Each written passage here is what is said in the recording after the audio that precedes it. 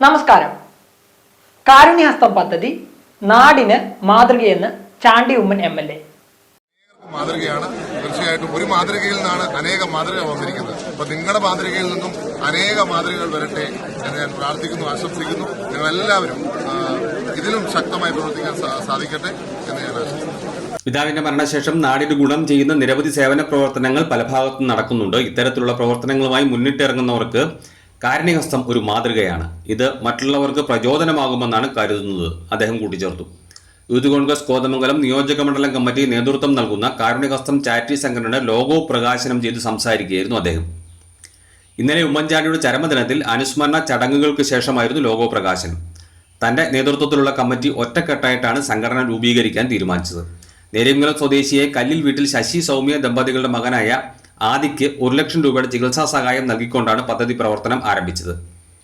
വരുന്ന 3 വർഷത്തിനുള്ളിൽ ജീവകാരുണ്യ രംഗത്ത് 1 കോടി രൂപ പൊതുജനങ്ങളിൽ നിന്നും സമാഹരിച്ച് അർഹരായവർക്ക് ലഭ്യമാക്കുകയാണ് ലക്ഷ്യം.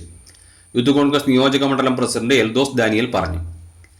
2 ലക്ഷത്തോളം രൂപ മുതൽ മുടക്കിൽ നിയോജക മണ്ഡലത്തിലെ 100 കുടുംബങ്ങൾക്ക് സൗജന്യമായി മരുന്നുകൾ നൽകുകയാണ് അടുത്ത ലക്ഷ്യമെന്ന് കാരുണ്യഹസ്തം മുഖ്യ രക്ഷാധികാരിയും യൂത്ത് കോൺഗ്രസ് സംസ്ഥാന സെക്രട്ടറിയുമായ റമീസ് KA പറഞ്ഞു.